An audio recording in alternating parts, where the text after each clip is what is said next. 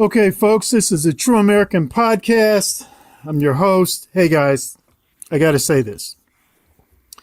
Like the channel. Subscribe to the channel and share this with your friends so that I can keep doing what I'm doing. And what I mean is to bring on great guests like this. She's a returning guest. Now, I'm not going to say her last name because I butcher it every time. So I just want you and her and everybody else to know I refer to her as Sister Martha because, hey, I only speak Kentucky English. I can get that out. But the last name I butchered to death. People find it hard to believe that my first wife was a South African. So I was pretty good with the Zulu and Setswana. But for some reason, I only speak Kentucky English. I'm sorry. Sis, thank you for coming back. I appreciate it. Thank you, Mr. Severs. I appreciate it. And, man, I just want to let my listeners know, just like, I've interviewed a lot of people over the years, and some of the most interesting things that come up is before the formal interview. I mean, it's amazing what you can learn in such a short period of time. And I'm sitting there thinking to myself, okay, well, this 10, 12-minute interview is not enough. I wish you'd put out a book. I wish we could do something like that because it's a lot. And people, it's a lot. It's powerful. It's important. And what she's bringing up, I'm not hearing this from the two major candidates. I'm not hearing it. And this is. I mean, there's something wrong with that.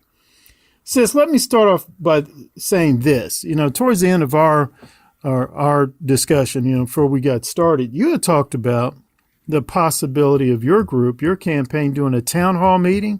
Can you talk to us about that a little bit? Yes. Well, at the top of the hour, before you and I both forget, my name is Martina Kunnecke, and if folks choose to vote for me in 10 days or less, they should remember not to vote straight party ticket, to skip that choice and then go on and vote for folks individually. And I'm 7th on the ballot for mayors. Mm-hmm. Mr. Severs, it's been so frustrating, the lack of coverage that we've received in the media in general. And there have been times when even some African-American organizations that you would expect to highlight the two black candidates that are in the race, and I'm calling out the Urban League on this, did not invite me or Ms. Licateur to be a part of their panel just a week ago. So, and yet all of these organizations present themselves as being nonpartisan and pushing forth democracy and that sort of thing. But when you exclude some voices, that's a form of voter suppression. Mm-hmm. When you are leaving some folks off the docket that have issues that they could raise, then it's also kind of a form, in this case, of racism, I guess, because are you saying that the two black female candidates are not up to the job or not qualified for the job? The job to be mayor, the requirements are fairly, I think it's like, I don't think you even have to go to college, if I remember correctly, and you have to be 25 years old or something. I'm paraphrasing what I remember. So the thought that two African-American females would not even be invited, especially to an organization that is supposedly advancing issues for the African-American community, is it's pretty shocking. So we're thinking about holding our own town hall because the other form of voter suppression that's going on is that in these town hall or in these debates or forums, the candidates are only given just 3 minutes to respond. And so, they've pushed us into this soundbite mode that doesn't address some of the deep-rooted issues that this community faces. This community's in crisis. But if you go to one of these debates or forums, you'd think, oh, well, it's just a matter of stopping senseless violence, or there's buzzwords that my the major opponents use over and over again. And they don't really have to demonstrate. They have no knowledge of the community they serve. They don't really know how they're going to do these things, they claim. Yeah, I couldn't agree with you more. And I just want to say this real quick. If you should decide to do, your campaign decide to do something like a community forum, I really wish that one of the places you'd consider doing it would be at Launch Louisville, here at 816 East Broadway, Launch Louisville. It's a good location, easy to find. Good that's parking. great. I was going to be looking for a location. So, I can't speak for the owners, but I can say this. I know they would just love it. I know they just jump on all over it. And it's a great place. We've had a lot of great events here, including we had some events here sponsored by the Sickle Cell Association of Kentucky and some other great groups as well. So, but let's get back here and talk about. Now, one thing you had said to me was about the West End TIF. Could you talk to me a little bit more about that? What is that West End TIF? What does TIF stand for? What's their purpose? TIF stands for Tax Incremental Financing, and it's one of the tax benefits or tax abatement systems that governments will often give major developers to allow them to build what they want.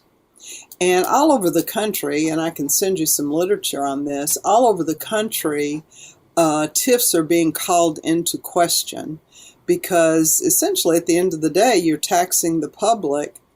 And in the case of the West End TIF, which is probably the largest ever passed in this community, the people in the community are being taxed to essentially gentrify their neighborhood and ultimately displace themselves. But it's always painted under a pretty rosy picture. You hear investment. Oh, finally, investment is coming to the West End. And so it's always painted under a very positive light.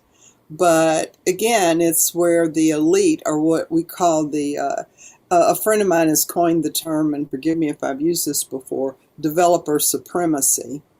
And so it's a case where developer supremacy reigns once again. And when I say developer, I don't mean the small local developers or, there are, 5 or 6 people that have come together to form a company to buy some houses and rehab. I'm not talking about them. I'm talking about large developers who know how to tap public funds. They know how to tap public property. And they know how to make a lot of money at our expense. So the West End TIF in particular is of great concern and should be of great concern to the West End community and really everyone throughout Louisville. That legislation to pass that TIF, it had to go through the state legislature. It was passed 10 minutes before midnight on the last night of the legislature. And although it's represented now as being such a great idea and there was such support, there were many of our legislators who voted against it and questioned why it was being pushed through at the 9th hour like that.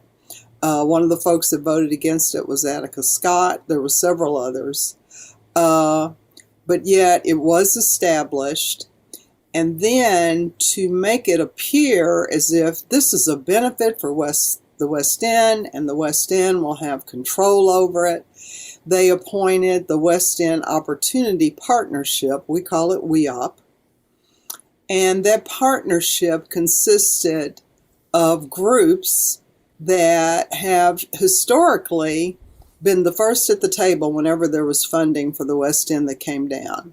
So you have entities like the Urban League, and there was some controversy about its participation, and others that Louisville Forward from the city is on that board. So you have the same old vultures, really, who are circling West Louisville for the benefits that this taxing district will bring. And they will give the appearance of public participation by picking a handful of folks from the community to be a community advisory board. But let's face it, they're not going to have much power. And whenever you have the community coming to the table with the powers that be, they're just there for appearances only. Mm-hmm. And I know several of those people are great people. They're wonderful people. They're doing their best. But I think we all know what time of day it is regarding the likelihood of them swaying anything that the people behind the scenes already have in mind. And you mentioned people behind the scenes. Does the one of the major candidates, Greenberg, have a hand in this in any way? Yes, Mr. Greenberg and a fellow named Steve Poe, who began the organization One West. And so stick with me for a minute. So One West sprung out of a Bingham's Fellow class that took on the West End as their project one year. And Bingham Fellows, in case you don't know, it has a huge tuition price that can sometimes be waived. But it's literally folks of the so-called elites who come together and problem solve for the rest of the community. So they chose to take care of the West End at one point. And out of that came Mr. Steve Poe, who's a developer who's been problematic all over town. And he, in turn, formed this One West, which folks probably have heard a lot about as well. The co-author, so he was one of the co-authors of the TIF legislation, Steve Poe, and Mr. Greenberg, Craig Greenberg, wrote the legislation and shepherded through the legislature. I guess it was in 2021, perhaps. And so that's problematic on a couple of fronts. First of all, you have developers that have written legislation that's going to benefit them, and they were able to elbow it through our legislature. Mm-hmm. And then they come out and say, oh, this is investment in the West End. It's all dressed up, but it's the same old game. These are folks that have figured out a way to exploit the West End. Right. Well, okay. On tax dollars. Yes. And I just want to say to my listeners, folks, only from a candidate like my sister here would you get that kind of information, get that kind of insight and perspective. Because I bet you dollars to donuts, neither one of those major candidates would have brought up what she just brought up. No. In fact, the group that has been fighting the TIF, the Historic Black Neighborhood Assembly, they've been leading the charge against the TIF for, I guess, a year and a half or more.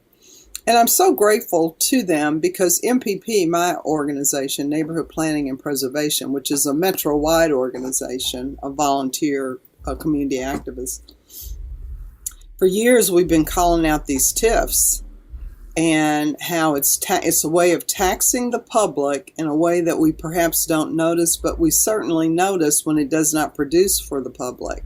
Mm. So there have been TIFs for the stadium downtown, Yum Arena, TIFs for the 800 building. Mm.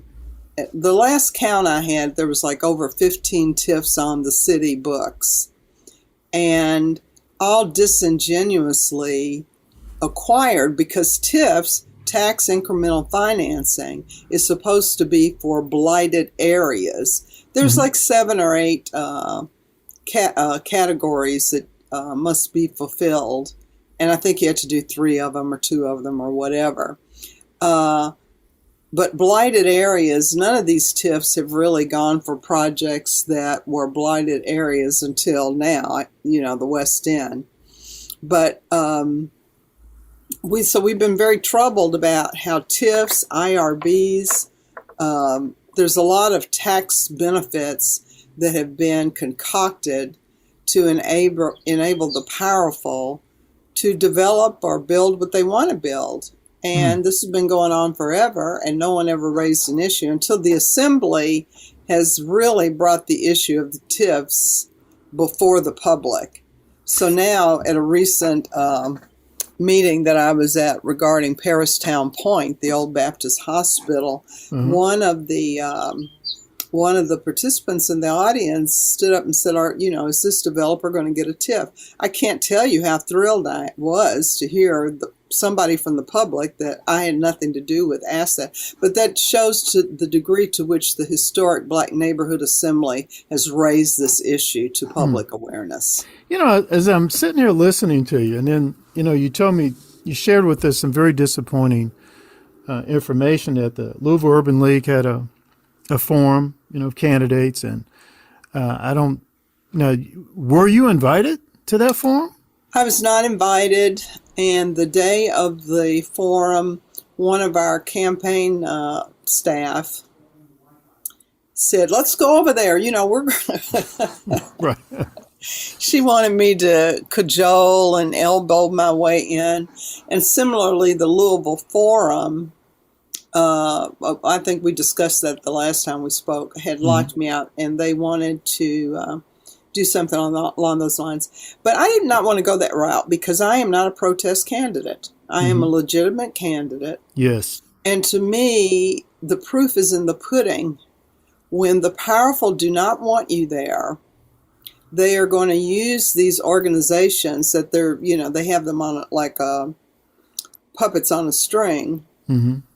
They're going to make it clear to those organizations, these are the folks that we want to get traction with the public and forget everyone else. Well, and I'm glad you put it that way, because that you're not a protest candidate, you're a legitimate candidate. I mean, folks, I want to assure you, you can ask her any question about the city of Louisville, and she's going to give you an intelligent response. This is not a protest candidate. If she became mayor of Louisville, I mean, there's no way in the devil she could do a worse job than what your boy Fisher did. I mean, it's just not possible. It's obvious. She has just not, I mean, she's got a firm grasp on all the major issues facing our city. Now, sis, I want to ask you, where is that coming from? What do? Just sit down and read books all day? I mean, where's that coming from? Well, I have always been kind of a nerdy person, so I have to admit that. And, throughout my life, this situation here, Mr. Sievers, is reminiscent of experiences I've had throughout my life. I remember years ago, I'm a chess player. And years ago, I showed up at I think it used to be called the Louisville Chess Club. I don't know if they still have that, but I showed up there to play chess. And of course, it was back in those days, I'm pretty ancient. Back in those days, I was probably the only woman in the room, if I recall correctly, but certainly the only African-American woman in the room. And so just the looks on their face, I mean, it's like, how'd you get in here? What are you doing? Right. And so that's what this election is like. People, when I show up to the few forums that Greenberg and Durif have shared the stage with me, the reaction is like, how did she get on this stage? Or what, she's bringing up issues that we don't want to talk about. And the reason I know a lot about the city is because of my work with neighborhood planning and preservation. We've advocated for communities all over Metro regarding development, environmental issues, JCPS, just a full range of issues that boil down to what do we need to ensure a high quality of life for the people that call Louisville home. Yes.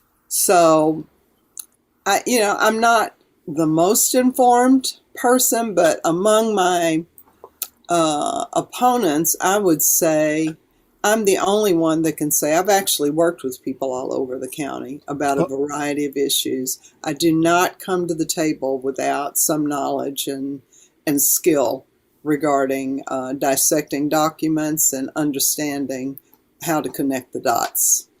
Folks, sister, I couldn't agree with you more.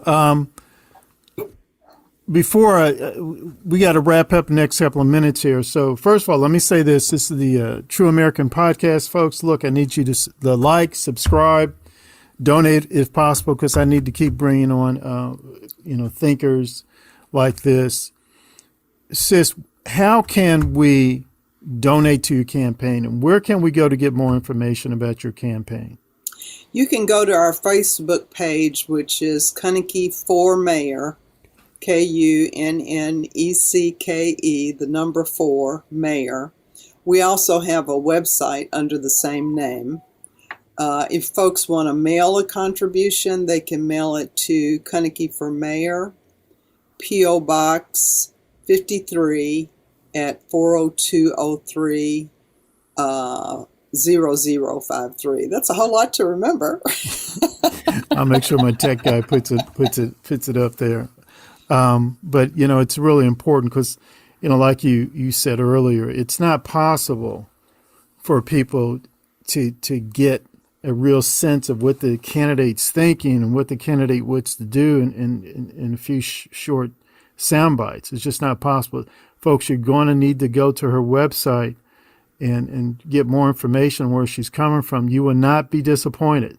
And if she does her campaign, if they do a town forum, be there. You will not be disappointed. She does not fear talking to people. She has no fear of that at all. She wants to sit down and have a good conversation, good back and forth with the public. And, she wants to be transparent. She wants to be, accessible. And I have a lot of respect for that, a tremendous amount of respect for that. Sis, last question. I'm going to have to shut off the interview, but as mayor, do you really think that you can have much of an impact on what's happening with JCPS? I know, a lot of family, a lot of parents concerned about the low quality of education. Kids don't seem to be at the math and reading levels they should be. I mean, do you think as mayor you can really have any type of an impact, positive impact? I admit on this and other issues, it's going to be hard, but I do think I represent an opportunity to shift the tide towards community-based expectations and outcomes that are pleasing to the community. I'm not sure how much within the office the mayor can do to change the direction of JCPS. However, my administration will really reach out to the public to say, just between you and the mayor's office public, what has been your experience? We're going to reach out to parents, students. We're going to reach out to teachers because teachers are getting a raw deal under the current setup. Otherwise, we would not have had that massive exit. We're going to reach out to the bus drivers. And so that's something that if JCPS does it, it does not publish that data. We will publish that data and we will start asking JCPS some difficult questions that they have to answer. JCPS has a budget larger than the cities. Wow. Just think about that. Mercy. And they can levy taxes up to a certain point without any pushback from the public. We deserve more than what we're getting from JCPS. My mother was a teacher. I'm a product of Old City schools, but I certainly understand parents now who are saying, I want to homeschool. I don't want to expose my children to that system. Right. We can do better as a community, Mr. Sievers, but it has to start with the community demanding more and to stop being bullied by these institutions that are getting our money but are not giving us the services we deserve. Right.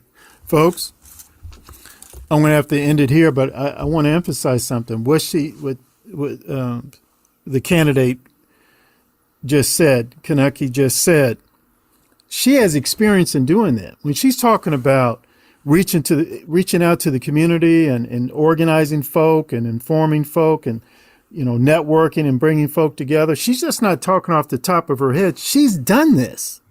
She's done this on other issues. She has experience in doing this. Now, I don't know about Greenberg and Deer Roof. I don't know what kind of experience they have in that area, but I'm telling you, sister here, she's got that experience. She's not talking off the top of her head. So I really want to emphasize that to people. And please go to her Facebook page. Please go to her website. And Lord, if she does do a town hall meeting, don't you just go by yourself. You drag somebody else with you, because this is a very, very important campaign. Sister, I want to thank you so much for spending time with us today. And let us know, let me know anyway, if you do a town hall meeting. I certainly will. And once again, so appreciate your having me on today. Yes, ma'am. Thank you. Thank you.